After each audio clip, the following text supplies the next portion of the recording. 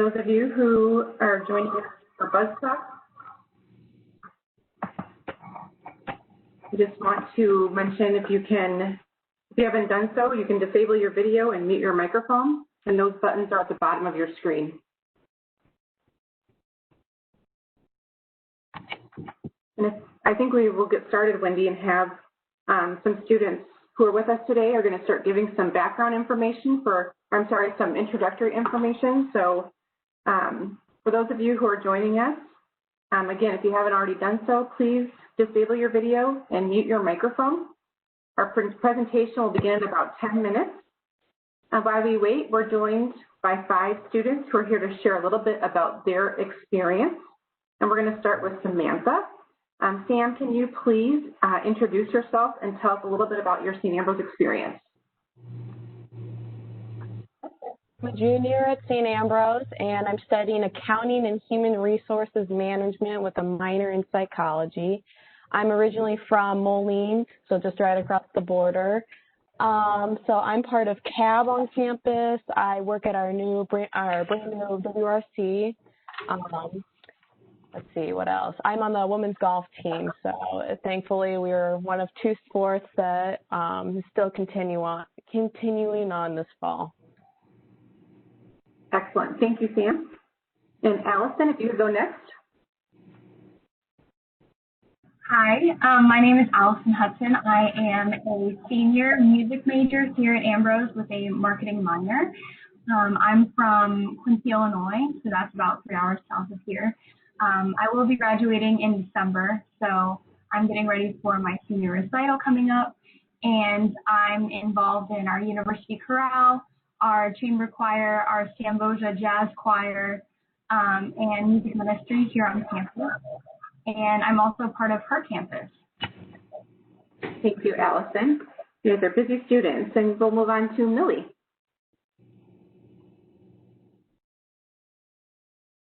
Okay, hi.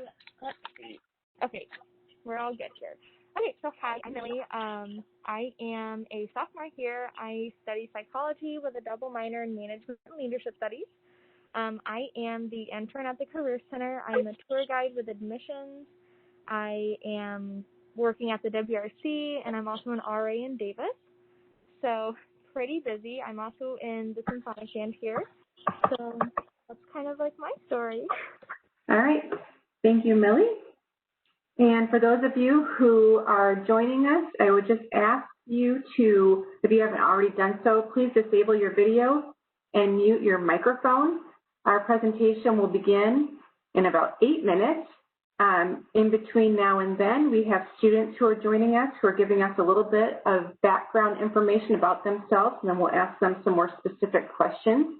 If you have any specific questions you'd like to ask them, feel free to use your chat on the bottom right-hand side of your screen. So, Brooke, you're up. Hi, I'm Brooke. I'm a double major in finance and management. I'm originally from Peoria, Illinois, and I'm a sophomore here this year. On campus, I do a lot of things. I'm involved with the sexual assault awareness team. We are known as SAT. I'm also the vice president of It's On Us, a club to bring educational awareness to sexual assault. So doing that. I'm also part of PRISM, our LGBTQ club on campus. I am also a career ambassador at the Career Center, and I'm an RA for the 5th floor of Cobb's Grove. Excellent, thank you. And last but not least, Callie, if you can start your introduction.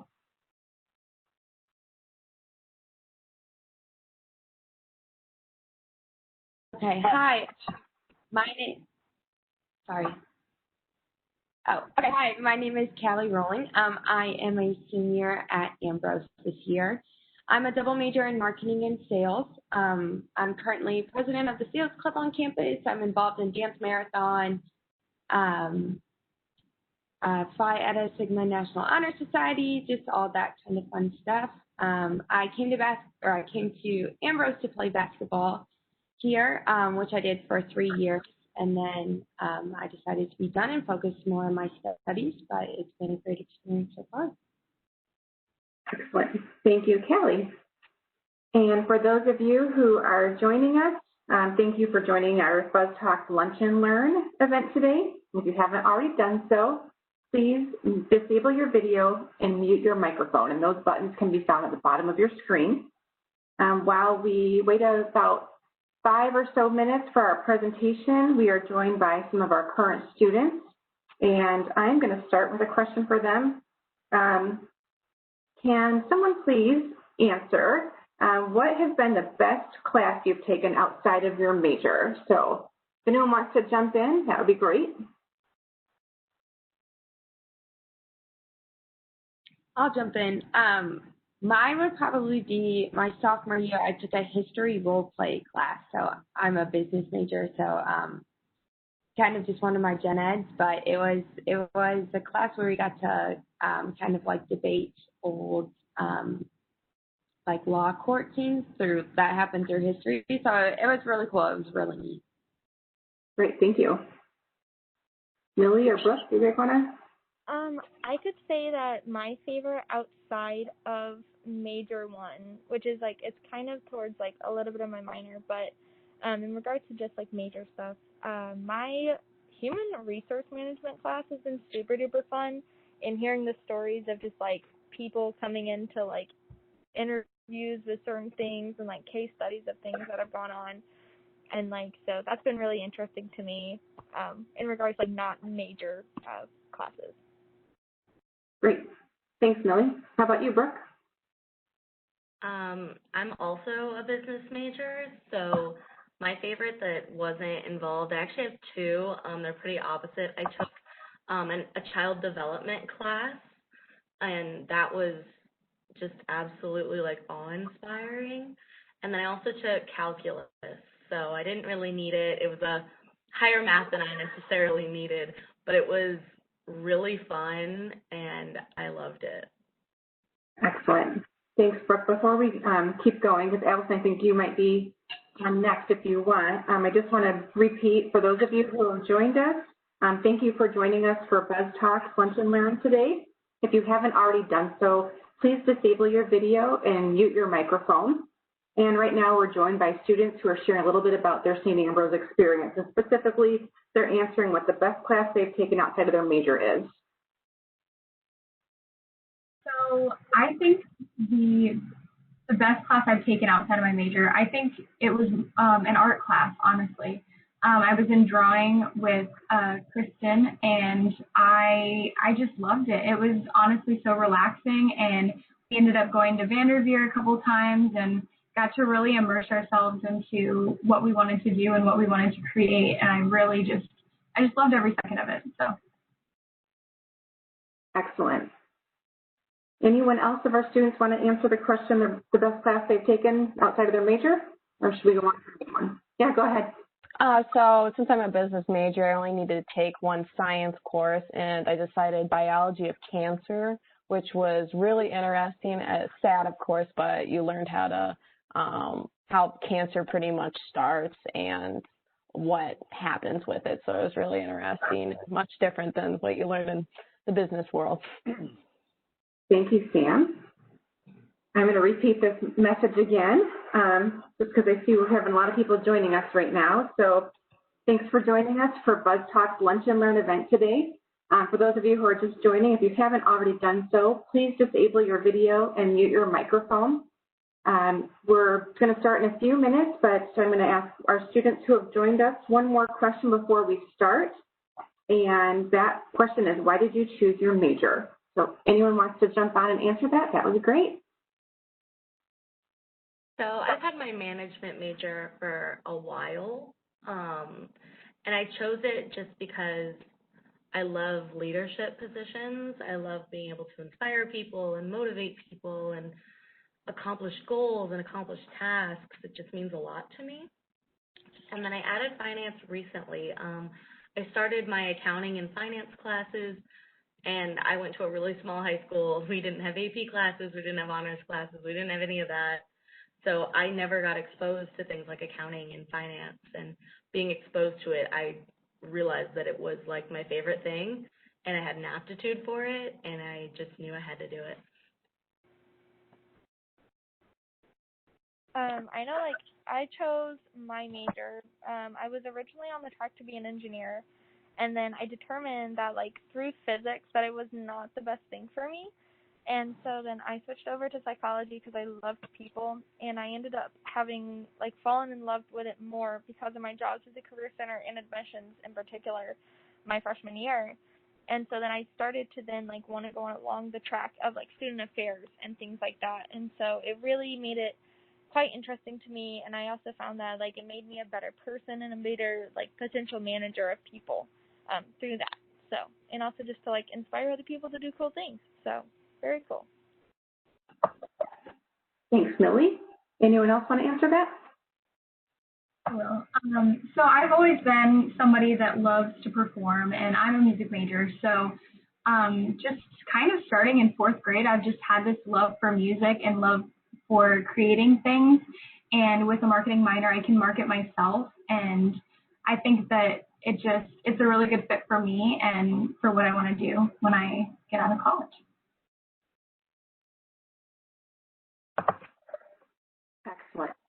Being an accounting major, both of my parents are accountants, so I kind of came in thinking, oh, I'll try it out. But then I had Professor Ambrose, and I just fell in love with accounting.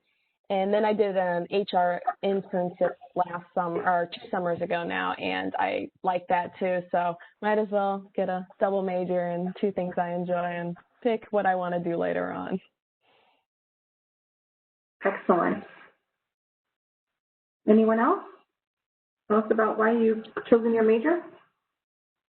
So as a freshman, I originally came in as a pre-med major, and I was an exercise science major for 2 years until I sort of realized after job shadowing that wasn't really, and getting out into the field, that wasn't exactly what I wanted to do, but I still loved the health field and sort of the subject material in my classes. So I was kind of at a loss, and I went to the Career Center, and they really guided me in the right direction towards switching over. And then I eventually switched over to sales and marketing for double majors and a minor in biology, so that I have plans to go into healthcare sales. So that way I kind of get the best of both worlds that way. Excellent. Thank you so much to our students for joining us. We're at that time where we're going to begin our program, Buzz Talks Lunch and Learn. So thank you again for our students. We'd love to hear more from you in the future, and good luck with your semester. Thank you for having us. Thanks. Thank you. All right. I'm going to get started then. Hello, everyone. Thank you for joining us today for Buzz Talks Lunch and Learn during homecoming weekend. I'm Ann Ganaway, and I serve as the Executive Director of Advancement at St. Ambrose, and I'll be your moderator today.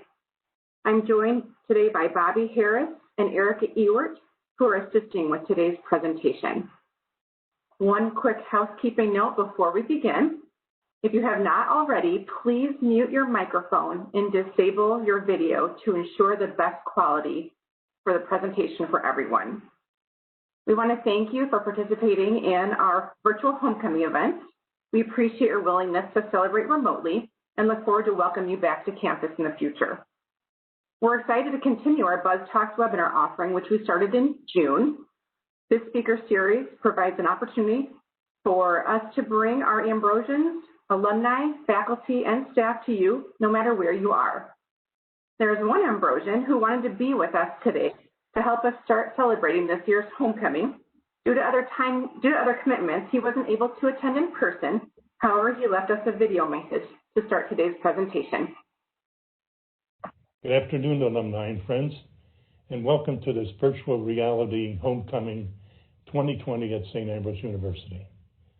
I'm Ed Rogalski. For those of you who may not be familiar with me, I spent about 40 years of my life here at St. Ambrose in positions ranging from the dean to the president.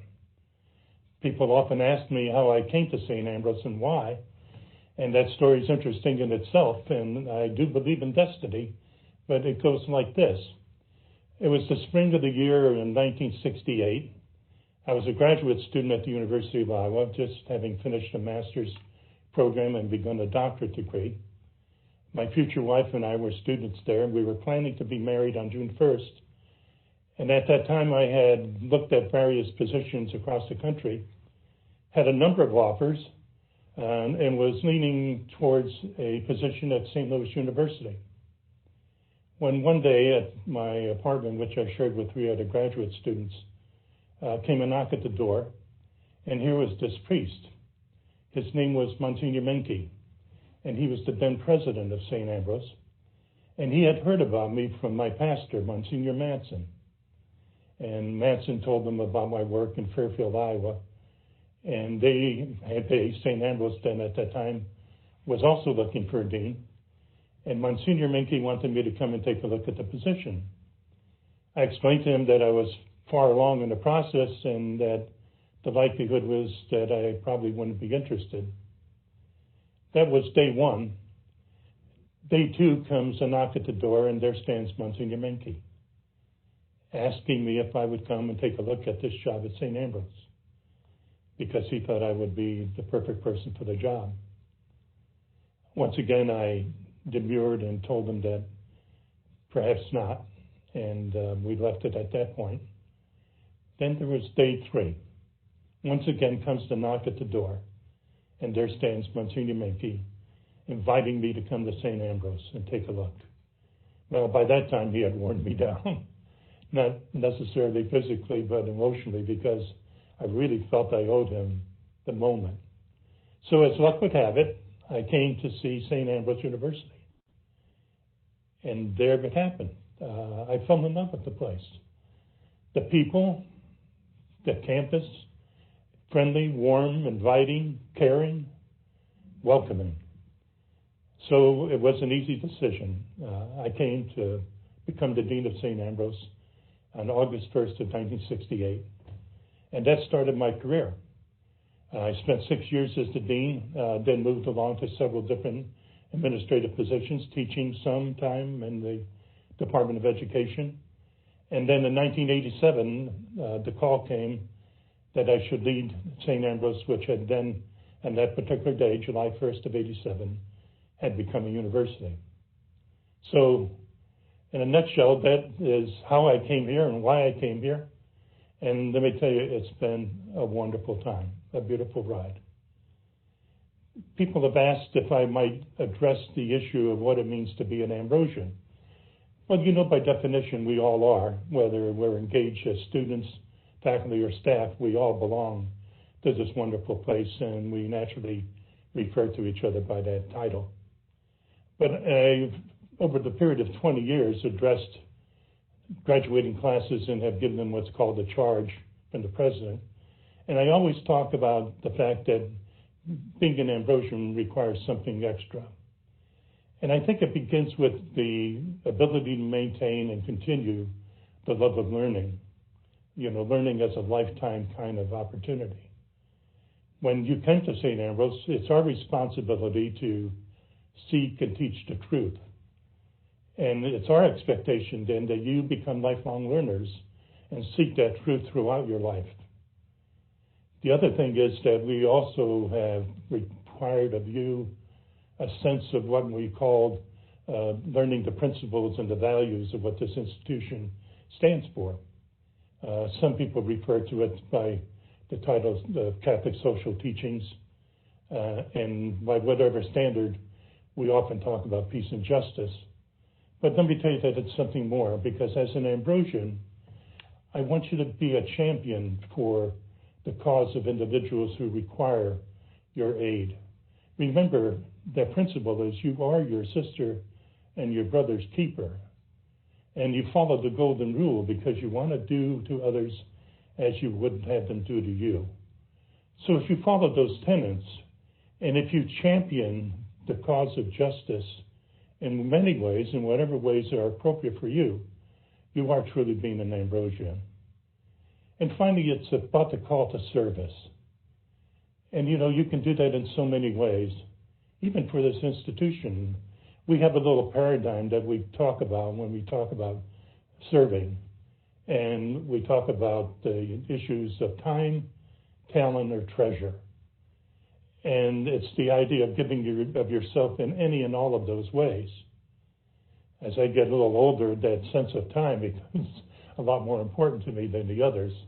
So I'm a lot more willing to give of my treasure and whatever talent I might have. But I think you get the sense of things. It's about being there for people, doing your best, take care of those that stand in need, whether they're cold and hungry or have no place to live. You know, and I find excellent models in all Ambrosians that I meet across the country who are doing wonderful things to profess this wonderful idea of serving others.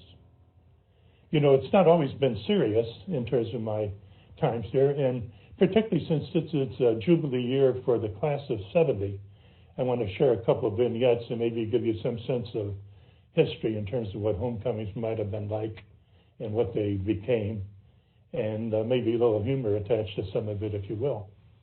But in 1970, homecoming consisted of a few activities. Mainly the parade. There was a homecoming parade. And the student clubs, we didn't have fraternities or sororities, but we had clubs and organizations, sometimes geographic ones, the Chicago Club, if you will, or the East Coast Club. And they would create these marvelous floats on these long bed trucks, 18-wheelers would have to tote along. And they would go through downtown Davenport, and the community very much looked forward to it. Well, in 1970, I was the recipient of a little bit of a spoof. There was an organization on campus, a group of students that did a little underground newspaper, and they called it the Poam News, Poam meaning Polish American. And they would write little critiques of the administration and little spoofs on what was going on at campus time. Well, at that homecoming parade in 1970, the Poam Club had a float. And the float consisted of a 300-plus pound go-go dancer named Baby Dumpling. And I'm happy to say the float did not win the contest, but it sure drew a lot of attention from not only the public but the media. That homecoming, by the way, also became the nexus for what would come in the future, because that was the first year where Ambrose selected their own homecoming queen, just having gone co-ed in 1969. And then from on, the big bonfire. And they used to take the first-year students in kind of a modified little hazing program, and they would collect wood throughout the early start of the semester and build this huge bonfire. And on Friday night, the eve of homecoming, they would ignite that bonfire, and it was huge. In fact, we had a little house that adjoined the campus next to an empty lot where they had created this bonfire that year. And our youngest son at that time, and my wife and I sat on that sofa, looked out the window because we could see it there. But the heat was so great we couldn't stand it. And the next day when I went out, the paint had blistered on the side of the house. So you can imagine the magnitude of that. And then there was this contest that went on between Augustana and St. Ambrose to see who could torch each other's bonfire. Well, as fate would have it, the bonfire went by the by because of environmental concerns and what happened with the need for some controls of fires and pollution. So an early precursor to what we're experiencing, in fact, this very day, September 14th, as we're recording this. And then those things dropped off as football became part of the picture again, first as a club sport, then as an intercollegiate sport. And towards the recent past, the killer bee, as people got to think a little healthier and would have an early morning run to get themselves started on Saturday of homecoming. So in somewhat of a nutshell, that's my recollection of some of the things that I'm thinking about, at least as I'm speaking to you this afternoon. Finally, I want to talk to you about something that I was able to accomplish at the end of my career as president of St. Ambrose. I retired in 2007, August 8th of 2007. And that was the 125th year of the history of St. Ambrose. And heretofore, there was no real official documented history, serious history. There was something that was done for the 100th year, but it was not what I would call a classic depiction of the times and place of St. Ambrose in the 125 years of its existence. So I called upon a professor in the history department, Father George McDaniel. Father George and I got to know each other even before I arrived at St. Ambrose. And I asked if he would be willing to undertake the task of writing the history of St. Ambrose through the 125th year. With the offer of some release time, he was glad to accept, and over a period of 2 years, he wrote a wonderful chronicle of the life and times of St. Ambrose. It's just something that I recommend to you for your consideration. It's a great read. So I commend that to you. I'm delighted to have this opportunity to say hello and to welcome you. And I trust that we hope to have an opportunity where we can see each other in person. Best wishes to you all. Thank you.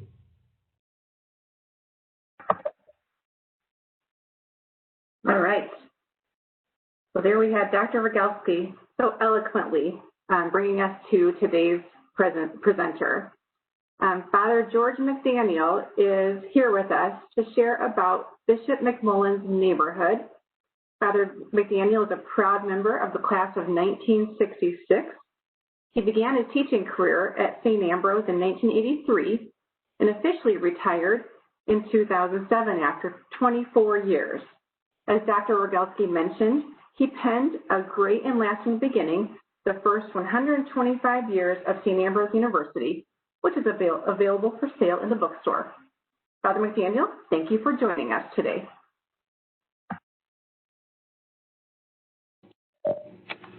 Thanks, Ann, and it was good to hear Ed talk about his history at St. Ambrose. I came in 1963 as a student and graduated in 66, and then came back in 74, succeeding Ed as Dean of Students. And then for a brief time, I was in Ann's office, development, and then graduate school, and then began to teach. Ed's right. I did meet him first at a party in Iowa City the summer of 67 while he was still in Fairfield. And the less said about that party, the better, probably.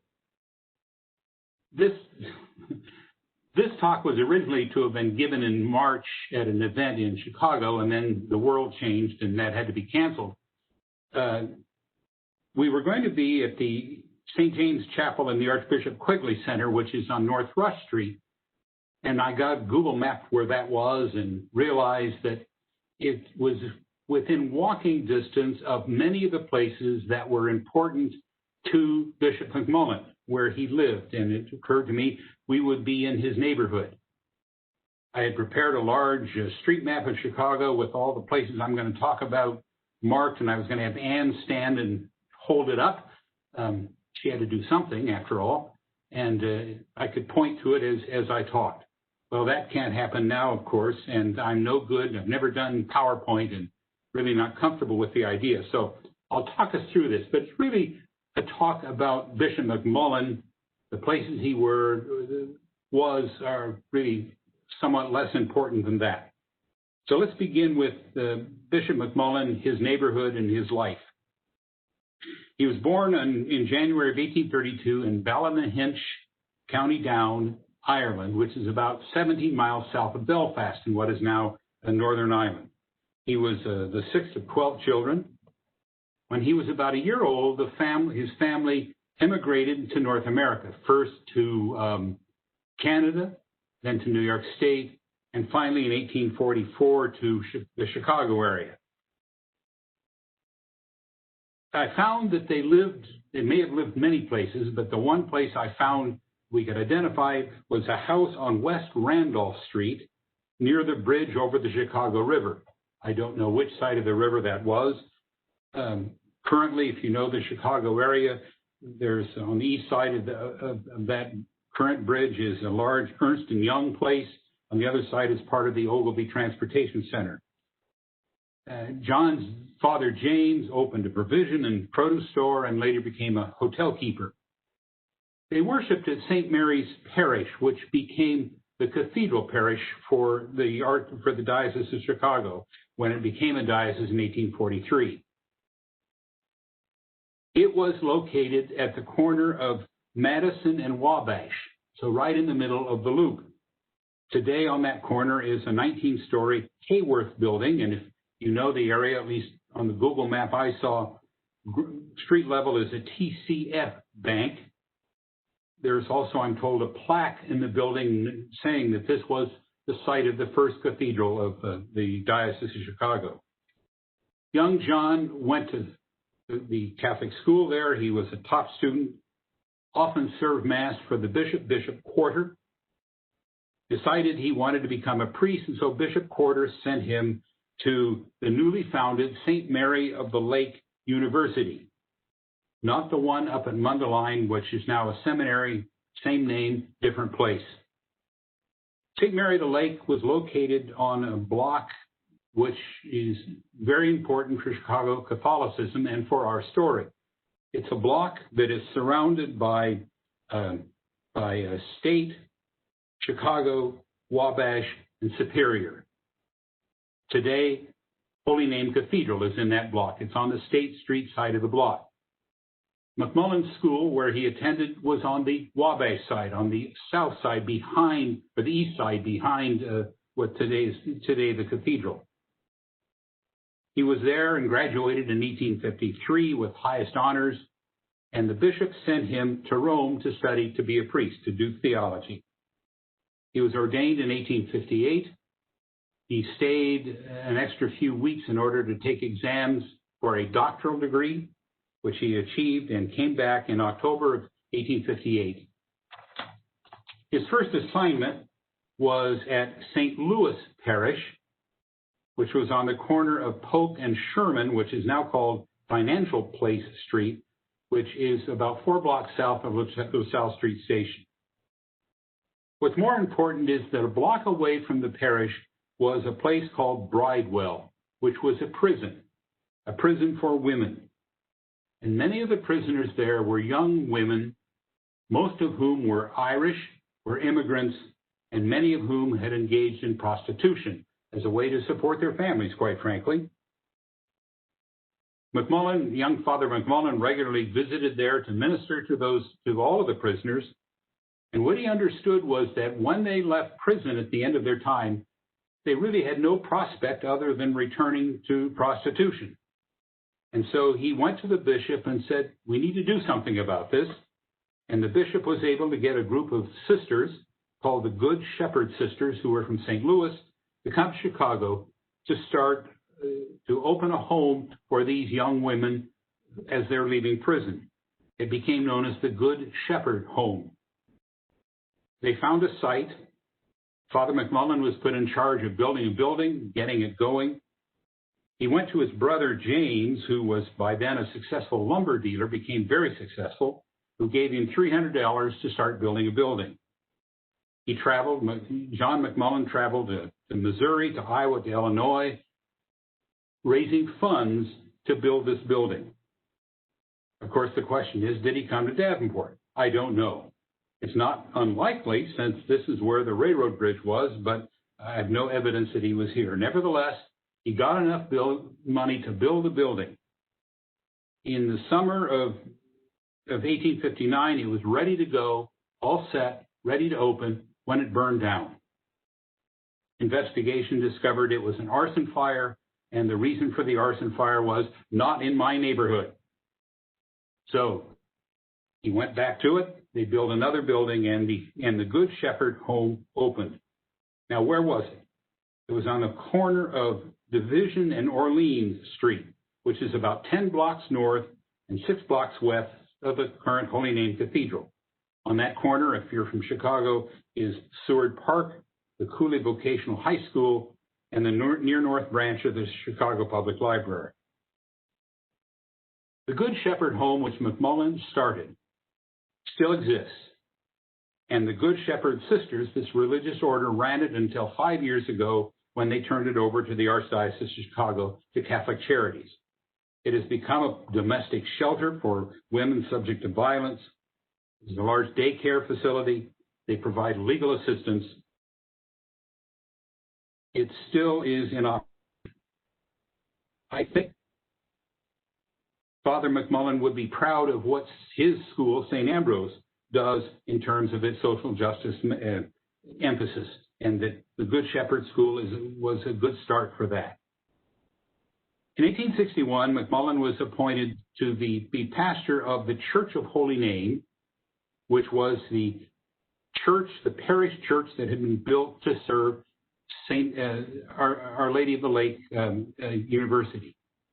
It was where the current Holy Name Cathedral now is. And then later he was named president of that university. This was his dream job. The university was really a place where most of the students were the sons of immigrants or were themselves immigrants. I found an 1850 census of the area, which showed the entire student body, including then young John McMullen, who was a student, and there were 30 students. All of them had been born in Ireland. He saw his university, St. Mary the Lake, to be a place for these immigrants to get a foot into the American system, to prepare themselves to succeed. He wrote a prospectus for the school, which noted the necessity for knowledge to meet the challenges of the vast, complicated commercial transactions demanded by the growing city of Chicago. He said it would provide a thorough education to prepare its graduates to meet those challenges. Its faculty would leave nothing undone to lay a basis of religious, mental, and physical education which will render the pursuits of the sciences and the arts both easy and pleasant in the years after graduation. Sounds like it could be about us, doesn't it? The school was then housed in two small, inadequate buildings, and so he began a building program. He enlarged the curriculum. He insisted that the professors, most of whom were priests, but not all, have doctoral degrees. He began a medical school where his students would be taught by the faculty of the Rush Medical School. He began a law school. He saw the seminary as central to the school and sought to enlarge it and get more faculty and students. And he urged his students to become engaged in current issues. He started discussion clubs. He started a journal which would publish each month with articles on current events, many of which he wrote. He had big plans. He had big dreams for his school. One of the great unanswered questions about St. Ambrose is this. He was only 51 when he died as Bishop of Davenport and founder of St. Ambrose University. And I've always wondered, had he lived another 20 or 25 years, which he surely could have, what would St. Ambrose have been with those kinds of dreams and those kinds of plans that he was beginning in Chicago? An important part of his life during those years was a person called Eliza Allen Starr. She had a house at 279 Huron Street, which was within walking distance of St. Mary the Lake. She had come to Chicago in 1856. She was a nationally known poet. She lectured on art. And her home became a kind of a salon for McMullen and the faculty members of the university. They would gather there for evening, for discussion, for social events. Miss Starr and Father McMullen, then Bishop McMullen, became friends until his death. When he came to Davenport in the summer of 1881, as bishop, that fall he spent a 6 weeks tour touring his diocese, all the way to Council Bluffs, all the way across Iowa. When he came back, he wrote Miss Starr and told her about his trip. And he said, "This is a great country, and when I am gone, it will be a great Catholic country, for a great and lasting beginning is already here." You may have heard that phrase before. The Bishop of Chicago at the time, Bishop Duggan was his name, was involved in the university, but he and Father McMullen, the president, did not see eye to eye. McMullen kept wanting more money. Duggan was unwilling to provide it. And abruptly, in the spring of 1866, Duggan closed the university. No warning, no discussions. It's gone. McMullen was devastated, but there was little he could do about it. The bishop assigned him then to a parish, to St. Paul Parish, which was at the corner of Clinton and Maxwell Streets. For you Chicagoans, that's south of Roosevelt Road between the Dan Ryan and the BNSF rail yards. And I figured out if you walk east about 6 blocks from where St. Paul Parish was, you would run into Soldier Field. That helps orient you. The site now is a Home Depot. McMullen's biographer said it was one of the poorest quarters of the city, and many of his friends saw this was the bishop's punishment to McMullen to degrade him following the controversy about St. Mary the Lake. McMullen didn't let that bother him. He raised money, he built a school, he built a rectory, and he was very successful there. In the meantime, however, problems continued with Bishop Duggan, and the problems were a mental illness which was getting worse. Many people, many of the priests thought, we need to do something. We need to do something for the good of the church in Chicago. And so they sent Father McMullen to Rome to lobby for Duggan to be removed as Bishop of Chicago. When he returned back to Chicago, Duggan suspended him from the priesthood. He can't function. In the meantime, they got other bishops in the area, the Bishop of St. Louis, involved, and Duggan was, and finally in 1869, removed as Bishop of Chicago. He went to St. Louis to a sanitarium where he lived for the next 29 years of his life until his death in 1899. McMullen was restored by the new bishop and named the pastor of Holy Name Parish, which was the church where he had been earlier with the university. Not yet the cathedral, just the parish. He was busy pastor. Life changed on October 8th of 1871. That evening, McMullen was visiting friends in the south part of the city when they heard a commotion and they looked out and saw fire. You know the story. Mrs. O'Leary's cow had knocked over a lantern in the barn, and the Great Chicago Fire began. Her house was at 137 DeKoven Street, which is 2 blocks north of Roosevelt Road between the river and I-90. Ironically, the site of her house is now the Chicago Fire Department Training Academy. The fire jumped the Chicago River, moved north through the loop, jumped the river, and moved north. It burned the whole area, and I'm going to use modern geographic terms for those of you who know Chicago, the area Streeterville, the near north side, Cabrini Green, Old Town, the Gold Coast, and as far north as Fullerton. About 17,000 structures were burned, 2,000 acres, estimated 300 dead, about $200 million in damage in 19th century dollars. It was a devastation. When McMullen saw the fire from his friend's living room, he left, he ran home, ran into the church, into Holy Name Church, which was already on fire, opened the tabernacle, saved the Blessed Sacrament, ran into the rectory to see what he could save, and all he came out with was a little ivory carving of the Blessed Mother that he had brought with him from Rome. As he ran out of the rectory, the walls were collapsing. Everything, everywhere he had been, burned. I'm not sure about the house on Randolph Street. It may or may not have been burned, but St. Mary's Cathedral, which was the church of his youth, St. Mary the Lake University, where he had studied and been president, St. Luke's, his first parish, the Bridewell Prison, the Good Shepherd Home, Eliza Allen Starr's home, St. Paul Parish, and the Holy Name Church were all gone, destroyed in the fire. The biographer wrote, every church, institution, and asylum in Chicago that Dr. McMullen had spent so many busy years building up since his return from Rome had disappeared in the fire. He said afterwards that as he stood amid the smoking ruins that Monday night and looked over the great destruction of his many works, that the nothingness of man's ambition and power came forcibly to mind. No vestiges of his energetic industry was to be seen.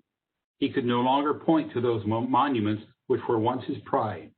As he would jokingly say, vide opera manuum meorum, look at the proof of my labor. The next day, he gathered his flock together.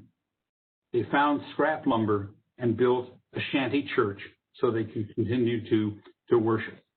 He went east to the East Coast to raise money to rebuild his church, to provide money for his parishioners to rebuild their lives.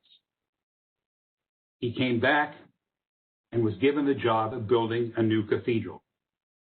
The cornerstone of the current holy name was laid on July 4th, 1874, and Father McMullen built the cathedral. And somewhere I haven't been in there in years, but somewhere there's a plaque which says that. Through the 70s, that was his job, rebuild the cathedral, minister to his parish.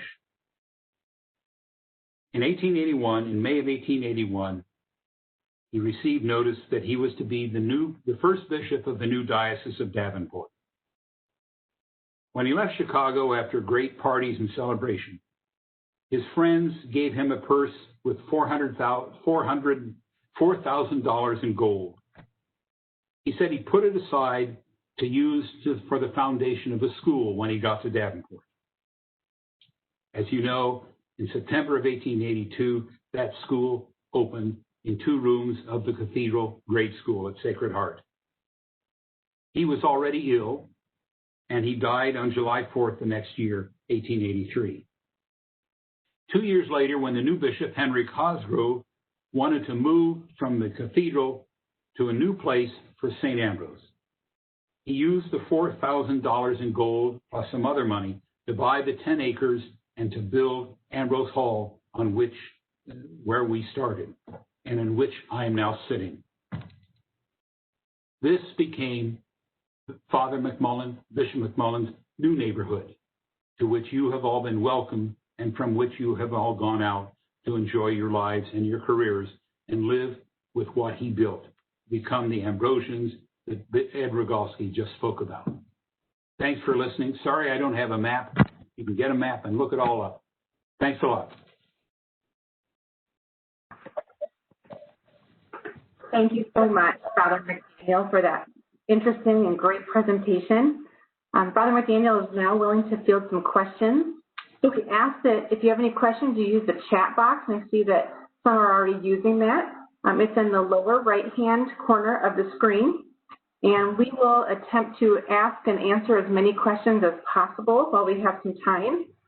If you have a question that isn't answered at the very end of the event today, we will put Father McDaniel's contact information on the screen so that you may contact him directly.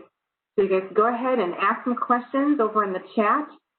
Before we see any come up, I will go ahead and start. Father McDaniel, can you answer what do you find most interesting about Bishop McMullen? I think what we would call his social justice emphasis. He was concerned about immigrants, of which he was one. He was concerned about their lives, and he was concerned to prepare them to have a good life, to be, as I think I wrote in the book, to become part of middle-class America. It's interesting. One of the interesting things I found out about St. Ambrose, our school, is in the first class, the first 33 boys, almost all of them were the sons of immigrants. And so that emphasis continued. I would like to think he'd be proud of what we had become.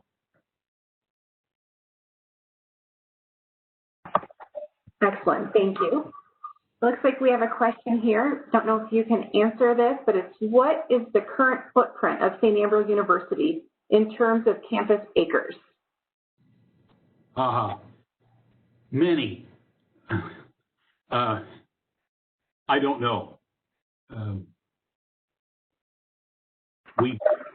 We began with 10 acres and it's many more than that, but I can't tell you how many acres it are. It's about what? For about 16 square blocks, isn't it? I think so. And there's a Kevin MG saying to ask Jim Hannon, which is a great resource for us. Yes.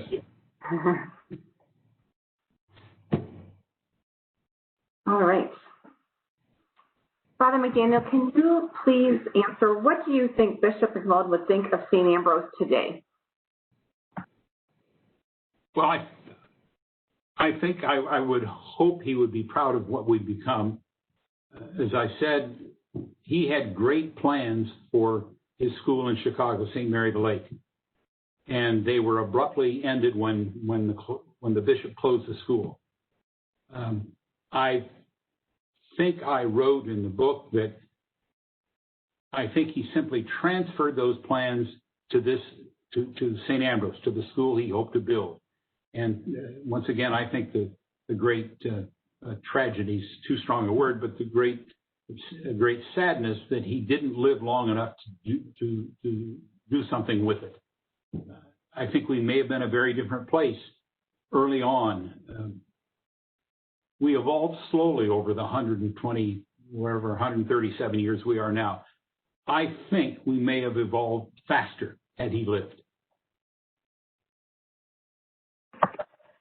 Excellent.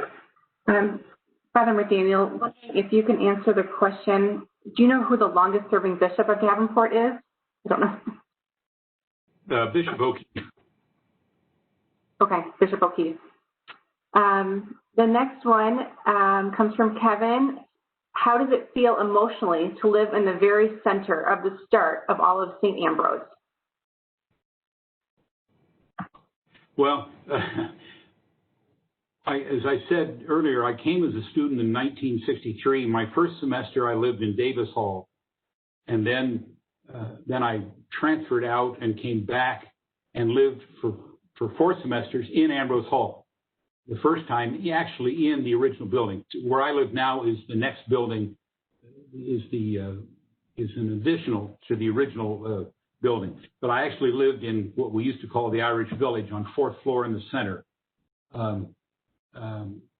And I've lived now in my apartment in Ambrose Hall since 1974. There's several levels of emotion about that. I've told everyone, when I die, just brick up the door and put a sign up. Then I won't have to leave at all. Perfect. All right. In reference to the book you wrote, can you just share what your favorite time period was when you were doing all of that research? What really motivated you during that time?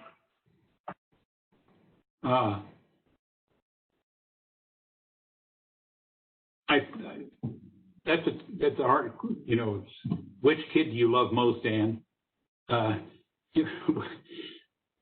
It's a hard question. There are vignettes which jump out at me, maybe because of what we're going through, and I wrote about this last spring in a Spirit Day message. The Spanish influenza, 1918, 1919, is an important vignette for me. The story of Vic Paul, who was a student in the 30s, and that's a story. I like the industry that Monsignor Burke, the president during World War II, used to get the Navy here, which really saved St. Ambrose. The Navy provided funds that we could keep the school open because funds were coming in, whereas the regular students all would have gone into the service. The 60s were fun to write about because they were not history, they were current events for me. So there are vignettes like I enjoyed learning about those first 20 years and all of the various things that the students did, their discussion clubs and so forth. So it's hard to pick one favorite. And you're right, I couldn't pick a favorite kid, so I get it. At least on any given day. Not when this presentation is being recorded. So, Chad Driscoll asks, does St. Ambrose have any connection to McMullen's family today? No. I don't know much about the mother. I did learn about his brother James, who, as I said, became really a lumber baron in Chicago. I think if John was the sixth child and he was only one when he came, and I think only James was the only older one who came with him. Some of them remained in Ireland, were old enough to have been married and started families. The younger ones, who knows where they are in the Chicago area? If they married, then what are their names? And I suppose if it might be interesting to try and discover that, but it's not something I've ever done. Very good. I think that's wrapping up our questions in the chat part. So I didn't get a chance to welcome, if there's anybody from the class of 70, to welcome to their golden jubilee. Welcome to the Old People's Club and the Heritage Society. It was my brother's class, and I was looking forward to celebrating with you. So welcome to all alumni coming back, but especially to members of the class of 70. Very good. Good point. We do have another one here from Mr. Tabakworth. It looks like he's wondering if there is access to the archives, and is there any sort of inventory published? There's access to the archives. I think if you go to the website and go online and find the archives, there are a number of yearbooks which are now available electronically. There are some of the alumni publications which are available. The archives access on the website can lead you to those. The yearbooks, it's kind of hit and miss which years are available. The archivist told me years or so ago, it's just whatever book her assistant pull off the shelf and start photographing. And so there's no real, and I think it's whatever looks interesting to them. But some of it is available online. It's always, I think, Annika, who's the archivist, is always happy to show people around if they come up to the archives. I think these days you probably would need to make an appointment, and given our restrictions that we have on visitations. But yes, it is open.